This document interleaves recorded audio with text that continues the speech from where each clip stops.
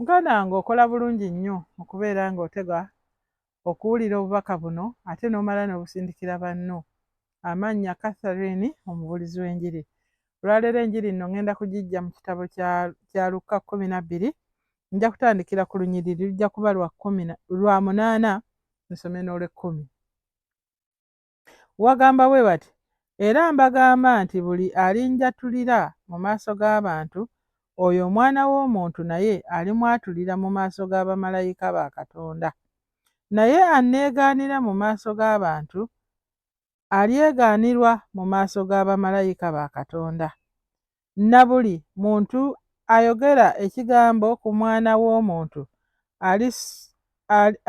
alisonyiyibwa, naye oyo avvoola Omwoyo Omutukuvu talisonyiyibwa. Mukama yeebazibwe. Agambye nti buli muntu alimwatula agenda kukola ki? Naye kumwatula mu maaso ga Katonda ne bamalayika be. Okwatula kintu kikulu nnyo nnyo nnyo nnyo nnyo nnyo. Kwatula, Katonda akunoonya nnyo. Katonda anoonya omwana w'omuntu okwatula. Ng'ayatula ki?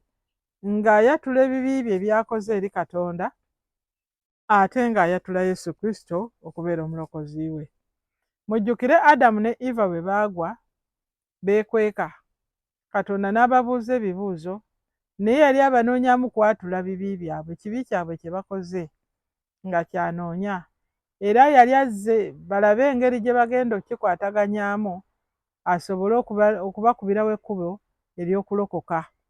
Okwatula kigambo kikulu nnyo. Waliwo abagamba nti ffe tumanyi Katonda, Katonda maama waffe mulokole, ffe Katonda tugira, era ffe naffe tumutegeera, era naffe tusoma Bayibuli, era naffe tusaba, era naffe tulinga mmwe. Bannange Bayibuli egambye nti buli alinjatula. Okwatula kintu kikulu nnyo. Awo wembuuliza nti wayatula gw'amanyi Katonda? Gw'amanyi Katonda? Bantu bangi bamanyi, n'emizimu gimanyi nti waliyo Katonda, naye gyatula obulokozi gwo bw'oba okiraba. Kitutwalira kwatula bulokozi, kitutwalira kwatula ebibi byaffe ne tubimutegeeza, kitutwalira kwatula nti neetaaga Katonda mu bulamu bwange. Kubanga awo bwe tuba nga tumwatudde, kale olaba ekintu ekyo kiringa ekitono. Okwatula Yesu Kristo okubeera omulokozi wange, okwatula obulokozi kikutwalira okubeera nti oli yatulibwa erinnya lyo ti Catherine Mitala, kubanga naawe kyosiga kyokungula. Wamwatula. Ffe tumwatula ne tugamba nti alokola era awonya. Tumwatula ne tugamba nti Yesu mwana wa Katonda. Ne tumwatula ne tumugamba nti bannange atukoledde birungi, nammwe mujje abibakolere. Tumwatula bulijjo. Naye abalala bakwatibwa ensonyi okumwatula.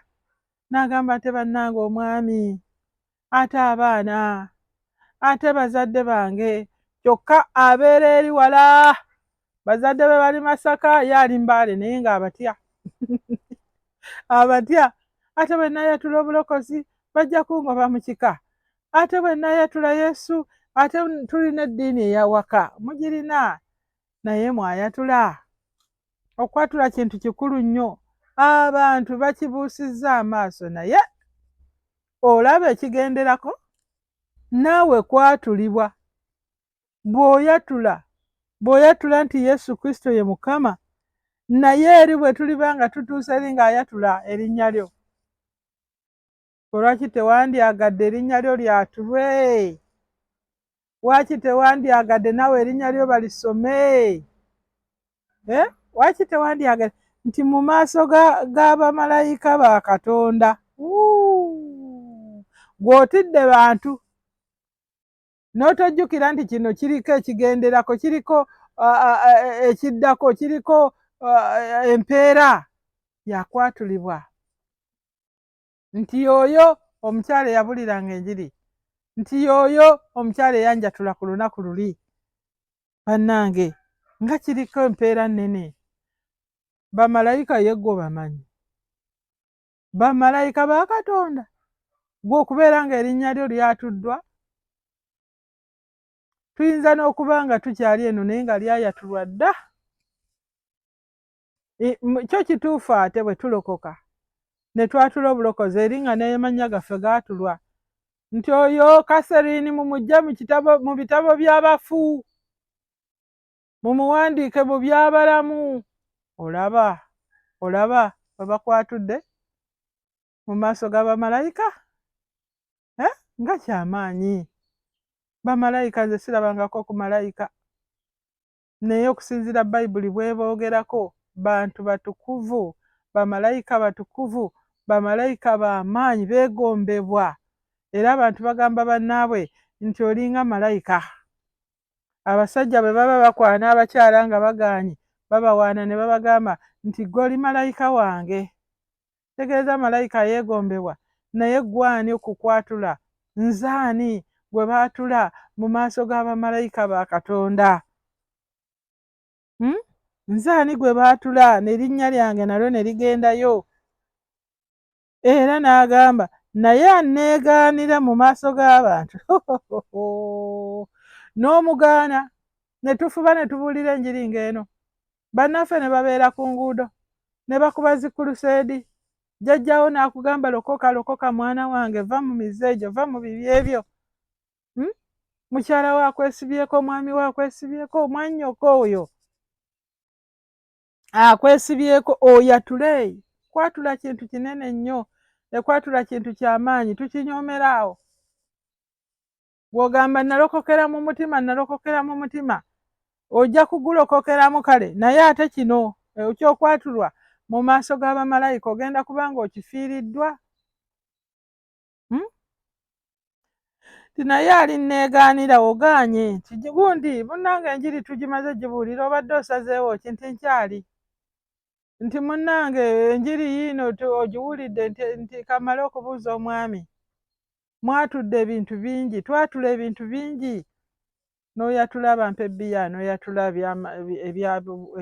ebyobusamize, n'oyatula ebyobuwemu, n'oyatula ebyokwana abakazi, n'oyatula ebyo ebitajja mu bantu, ebitasaana bye twatula, naye ne tugaana okwatula obulokozi obukulu obuliko empeera y'okutwatula mu maaso g'abamalayika, obwesedde bw'abantu bonna abali mu nsi, gwe ne bakwatula ne bagamba erinnya lyo, ne bagamba erinnya lyo eri bamalayika ba Katonda. Olw'ekkumi nti naye alinneegaanira mu maaso g'abantu, alyegaanirwa mu maaso g'abamalayika. Olw'omwenda ogaanye okukkiriza Yesu, naawe oligwanibwa mu maaso g'abamalayika. Toliyatulibwa mu maaso g'abamalayika, togenda na kubeerayo. Kubanga olwaleero owulidde ekigambo n'okigaana, ogaanye Katonda. Bino ebigambo bye tubaleetera tuba tubaleetedde Katonda. Abo abantu bemuwulira baleekaanira ku makubo baba babaleetedde Katonda. Abantu bonna b'owulira ku leediyo byonna kyonna kikwata nti tukubuulidde lokoka. Omuntu bw'abanga akubuulira kulokoka aba akubuulira Katonda, aba akusembeza mu ttuluba ly'abantu abagenda okwatulwa mu maaso ga Katonda. Naye laba ogaanye, ng'ogaanidde emyaka mingi, gwe olikikola otya? Oliyitawa? Bantu bangi babuulira enjiri ne bagamba nti makubo agagenda e Kampala mangi, naye eryaggulu liri eryo. Kwatula Yesu Kristo okubeera mulokozi wo, ery'eggulu lirimu, tebakulimbanga. Ekkubo erigenda mu ggulu Yesu Kristo, naye ng'ate omaze kumwatula. Tebiri awo nti woosangira wonna wooyingirira eggulu ne tekiriiyo, mala kumwatula. Olw'ekkumi agambye na buli muntu ayogera ekigambo ku mwana w'omuntu alisonyiyibwa. N'oyogera nti oyo mukyala Mitala akola bino na bino na bino na bino, n'oli gundi akola bino na bino na bino, kyokka nga tabikola, ogenda kusonyiyibwa. Naye alivvoola Omwoyo Omutukuvu talisonyiyibwa. Mugenda ne mutuwulira nga tusaba, nammwe ne mutandika otugeegenya, wulira, ne mutandika okusaba nga ffe nga tusaba mu nnimi, temugenda kusonyiyibwa. ovodde omwoyo omutukuvu atumye omukazi oyo kubuulira enjiri, togenda kusonyiyibwa. Ovodde omwoyo omutukuvu ali ku mukyala wo, ali ku mwami wo akubuulira enjiri, togenda kusonyiyibwa.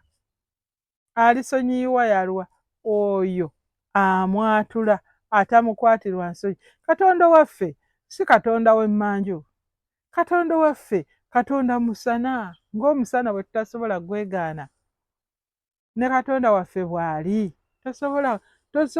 tosobola kubeera nga ye okwegamba kwasa ensonyi. Kyokka ate ensiri bw'ogisiba mu kiwato n'okutama bw'oti n'erabika, eyo yo tekwasa nsonyi. Ebigali obisuulayo tokwatibwa nsonyi. Amasabo okyamayo misana tokwatibwa nsonyi. Abaana ba banno boonoonye misana tokwatibwa nsonyi. Bakazi ba banno bazaddemu abaana tokwasibwa nsonyi.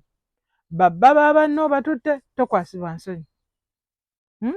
Osse, oyenze, osaddaasa abantu, okoze buli kikolobera kyonna naye tebikwasa nsonyi. Naye n'otugaa anti ensonyi. Bw'omwegaanira mu maaso g'abantu, bannange naye agenda kwegaanira mu maaso ga Katonda ne bamalayika be. Abantu bonna baagala Katonda naye tebamanyi ngeri yakuggyamu eri Katonda, nti okujja eri Katonda oyita mu Yesu, ate kumuyita mu kwatula, kumwatula Yesu Kristo nti ye mulokozi, kumwatula nti yafa n'ayiwa omusaayi gwe n'atutukuza, kumwatulira ebibi byaffe n'ogamba Mukama njatula ebibi byange byonna. Ebyo byonna bannange, olidda wa gundi ggwe ng'owulidde enjiri? Lwaki osubwa na guno omukisa ogukuweereddwa olwaleero? Lwaki oguleka gugende gundi ggwe ng'ate giri gyonna emirala wagireka ne gigenda? Nze mbadde nkusabira olwaleero oleme kusubwa mukisa guno. Olwaleero oleme kusubwa mukisa guno oguzze mu nnyumba yo. Oyinza n'okuba mukyala we yakataddeko, oyinza okuba jjajja we akakusindikidde, oyinza okuba naye ate era ne guno ogusubwe munnange. Osubwe ekkubo n'amazima n'obulamu, ogende bagaana okukwatulira mu maaso g'abamalayika? Kale nkuwa amagezi olwaleero mwatule, omukisa weeguli. Ddamu essaala eno, gamba nti ayi Mukama nkwebaza olw'ekigambo kye mpulidde. Nze mpulira muli saagala onneegaane, kyenvudde nsalawo okwenenya ebibi byange byonna. Nneenenya ebibi byonna bye nakola, bye bankolako, bye nakola ku balala, byonna mbyenenya olwaleero, era nsaba ontukuze n'omusaayi gwo onnaalize ddala, mbeere omwana wo mu linnya lya Yesu Kristo Mukama waffe. Amiina. Osazeewo bulungi nnyo.